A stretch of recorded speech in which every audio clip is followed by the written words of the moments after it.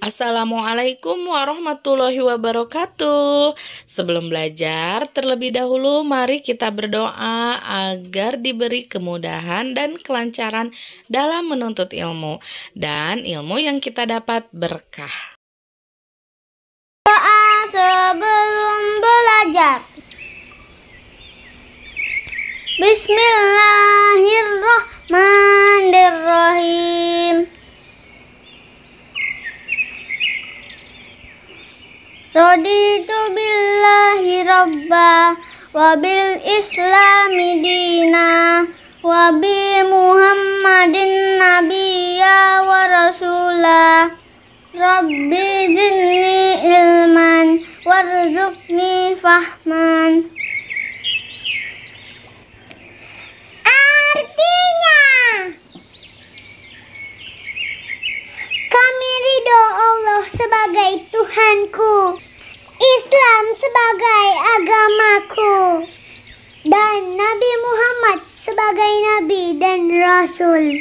Ya Allah, tambahkanlah kepadaku ilmu dan berikanlah aku pengertian yang baik. Ananda Solih dan Solihah, untuk pelajaran kita hari ini yaitu tentang mengenal nama Allah Subhanahu wa Ta'ala dan kitabnya, dengan subtema mengenal Allah Subhanahu wa Ta'ala melalui Asmaul Husna. Sebagai seorang yang beriman, kita harus lebih mengenal Allah Subhanahu wa Ta'ala lebih dekat. Salah satu di antara cara mengenali Allah Subhanahu wa Ta'ala adalah melalui Asmaul Husna. Jika kita perhatikan ayat-ayat Al-Quran dan hadis, Allah Subhanahu wa Ta'ala memiliki nama-nama yang baik dan indah. Nama-nama yang baik dan indah ini disebut Asmaul Husna. Asmaul Husna hanya milik Allah Subhanahu wa Ta'ala, sebagaimana dalam Al-Quran surah Al-A'raf ayat 180. Dan Allah memiliki Asmaul Husna, nama-nama yang terbaik, maka bermohonlah kepadanya dengan menyebutnya Asmaul Husna itu, dan tinggalkanlah orang-orang yang menyalahartikan nama-namanya. Mereka kelak akan mendapat balasan terhadap apa yang telah mereka kerjakan. Quran Surah Al-A'raf ayat 180. Ananda di rumah, tahukah kamu berapa jumlah Asmaul Husna? Asmaul Husna atau nama-nama indah bagi Allah Subhanahu wa Ta'ala berjumlah 99. Tetapi dalam pelajaran Asmaul Husna di kelas 5 ini hanya 4 yang akan kita bahas, yaitu yang pertama Al-Mumit, kedua Al-Hayyu, ketiga Al-Qayyum, dan keempat Al-Ahad. Yang pertama Al-Mumit. Al-Mumit artinya Allah Maha Mematikan. Maksudnya Allah dengan kekuasaannya mampu menghidupkan dan mematikan setiap makhluk.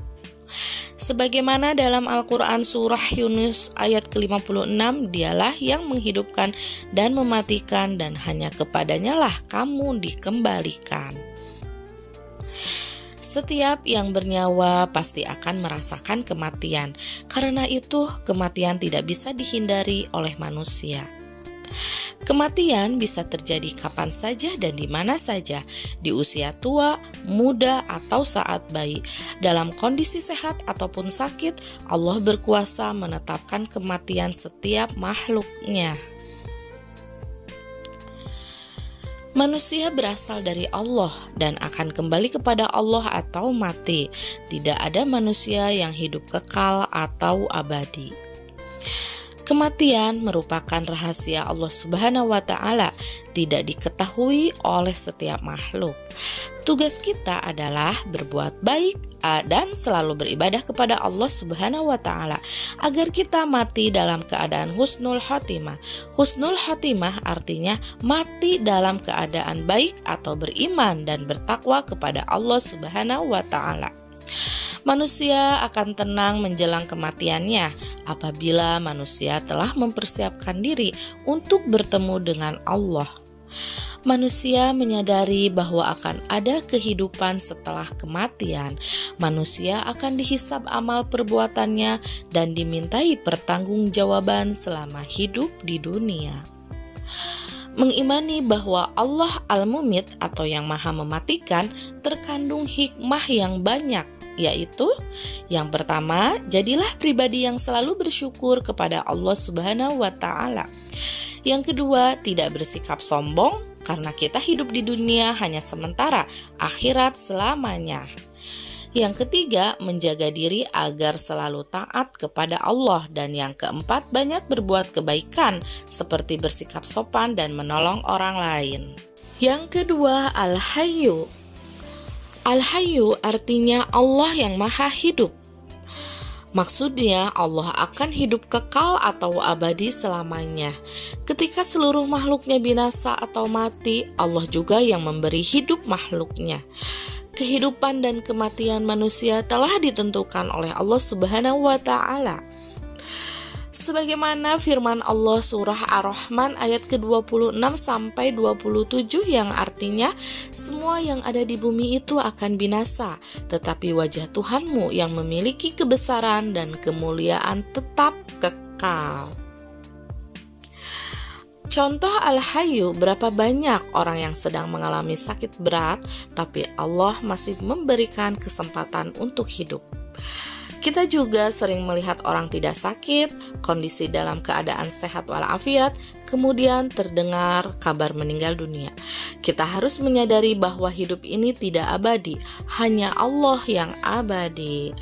Persiapkan diri dengan beribadah sebaik mungkin kepada Allah, menjaga sholat wajib 5 waktu, senang bersedekah, berbuat kebaikan, menjaga perkataan dan juga perbuatan.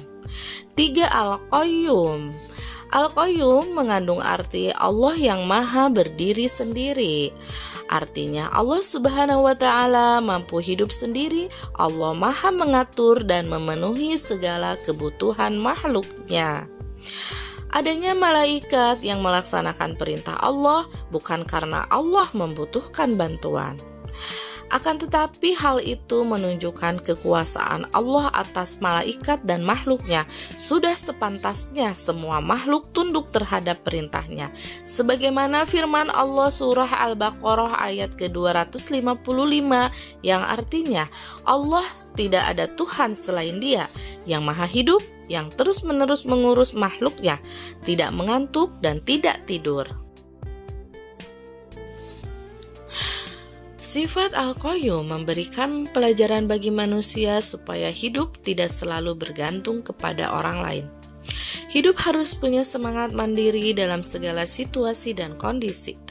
Sebagai seorang pelajar harus memenuhi kebutuhan pribadi secara mandiri, seperti makan, mandi, belajar, merapikan tempat tidur, menyiapkan peralatan sekolah, dan lain-lain. Yang keempat, Al-Ahad. Allah itu Al-Ahad. Al-Ahad artinya Allah Maha Esa atau Allah Maha Tunggal, berarti hanya ada satu Tuhan di alam ini, yaitu Allah Subhanahu wa Ta'ala. Perhatikan firman Allah Subhanahu wa Ta'ala berikut ini. A'udzu billahi minasyaitonir rajim. Bismillahirrahmanirrahim. Qul huwallahu ahad, Allahus samad. Artinya, katakanlah Muhammad, dialah Allah yang Maha Esa, Allah tempat meminta segala sesuatu. Sifat ini memberikan pelajaran kepada kita bahwa tidak ada Tuhan selain Allah, hanya Allah yang wajib kita sembah. Senantiasa beribadah hanya untuk Allah dan mencari ridho-Nya. Allah yang menciptakan alam semesta beserta dengan makhluknya. Allah adalah tempat meminta segala sesuatu. Baik, Ananda di rumah, untuk pembahasan selanjutnya yaitu tentang mengenal nama Allah dan kitabnya.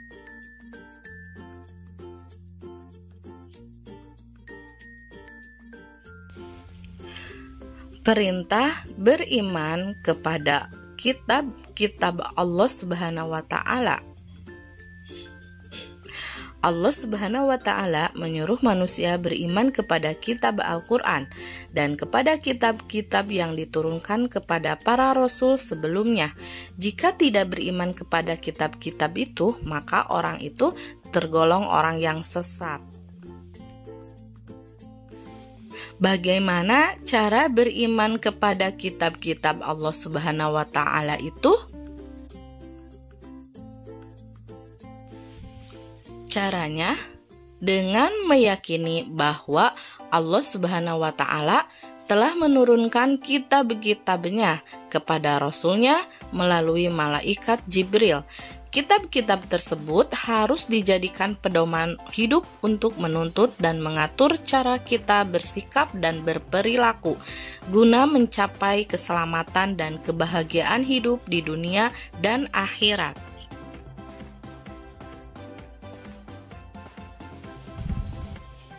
Nama-nama kitab Allah Subhanahu wa Ta'ala.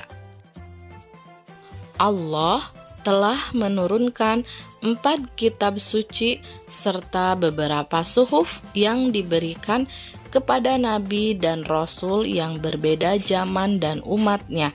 Semua kitab suci dan suhuf tersebut diturunkan oleh Allah kepada para nabi dan rasul untuk dijadikan sumber kebenaran dan petunjuk untuk memperoleh keselamatan dan kebahagiaan dunia dan akhirat.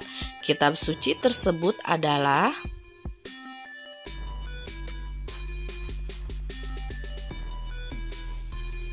yang pertama, kitab Taurat. Kitab Taurat diturunkan kepada Nabi Musa alaihi salam kurang lebih pada abad 12 sebelum Masehi di daerah Israel dan Mesir. Kitab Taurat menggunakan bahasa Ibrani.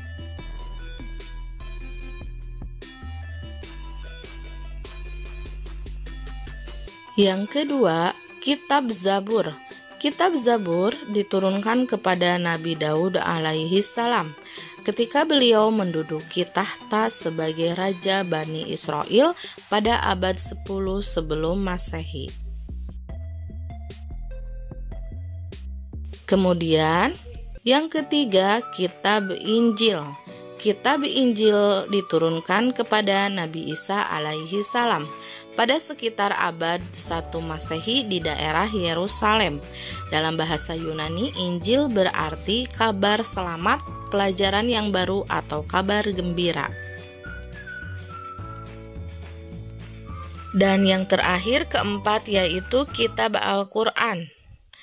Kitab Al-Quran mulai diturunkan kepada Nabi Muhammad SAW pada abad 6 Masehi di Mekah. Peristiwa turunnya ayat Al-Quran atau dikenal dengan Nuzulul Quran terjadi pertama kali ketika Nabi Muhammad menyendiri di Gua Hira, Makkah. Turunnya Al-Quran menandai awal diangkatnya Muhammad SAW sebagai Rasulullah atau utusan Allah. Usia beliau saat itu genap 40 tahun. Al-Quran terdiri dari 114 surat, terbagi dalam 30 juz dan 6.236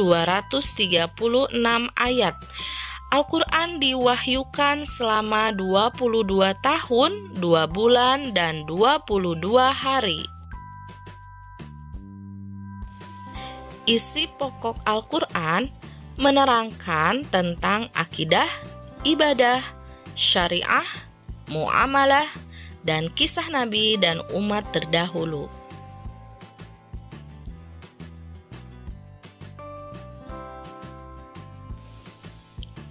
Al-Quran menyempurnakan seluruh hukum-hukum Allah Subhanahu wa Ta'ala yang terdapat dalam kitab-kitab yang diturunkan sebelumnya.